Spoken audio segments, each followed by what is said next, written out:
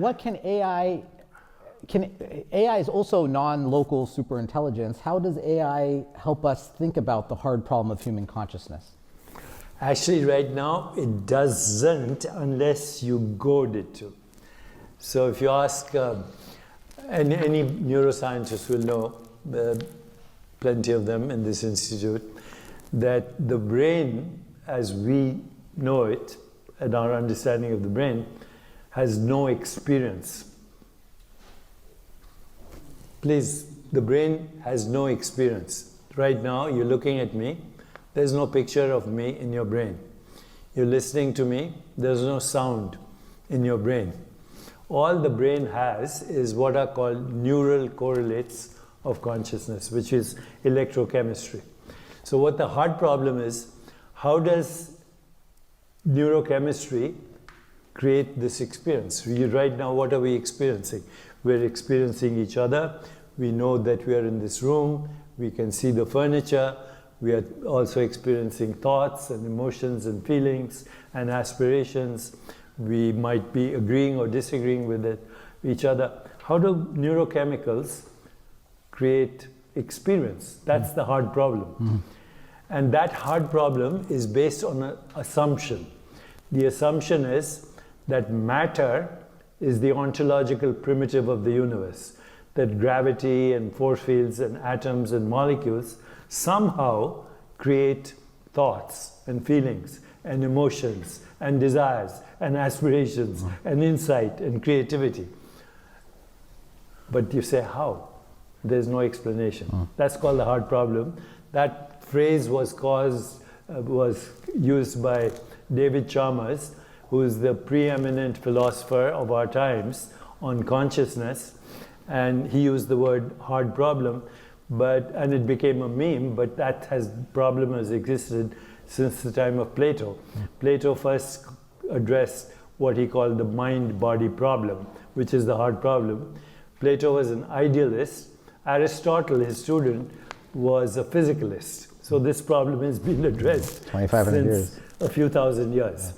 Now, if you go to the Indians, they say there's no hard problem. You're making the wrong assumption.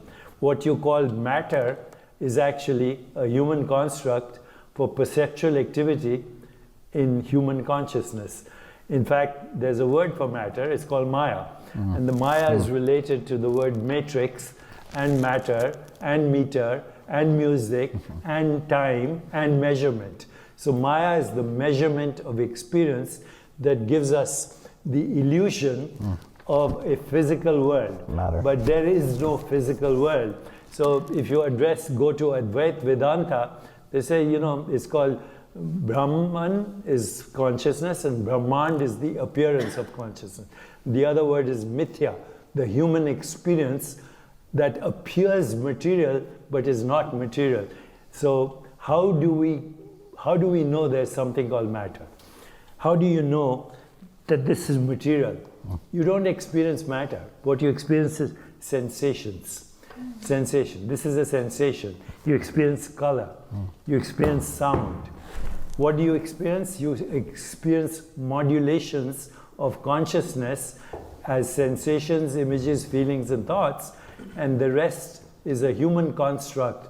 Matter is a human construct. So if you go all the way to Advaita Vedanta, then there is no such thing as matter. It's a human construct, and the hard problem is a non-problem because it is assuming that everything begins with matter and then somehow leads to consciousness. And so if you use AI to explore this, AI will give you a physicalist explanation. We know there's a hard problem, we'll solve it at one point. It's like a promissory note. And as you know, science always deals with constructs, and science is based on something called falsifiability. If you can't falsify a theorem or a proposition, then it's not good science. So right now, science is stuck in this. What's the nature of the universe? The Indians, if religion is the dope of the, if the Opiate. religion is the opiate of the masses, then we Indians have the dope on it. And the dope is... We're the biggest drug dealers. That you are starting with the wrong assumption.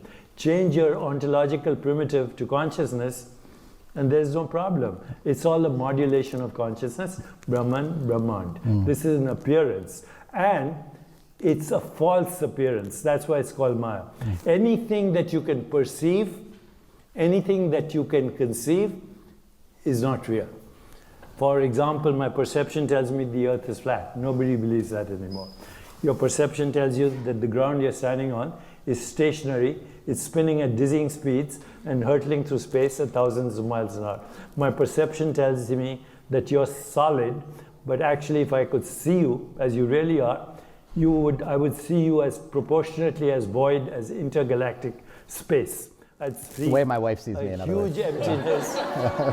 Well, she's also made of the same thing. An emptiness, formlessness that appears as form, which is also a Buddhist principle, as you know. Emptiness is form. So if you use the right prompts, you can get AI to address the hard problem, but you can then use the right prompts to say, what did the Advait rishis think about the hard problem?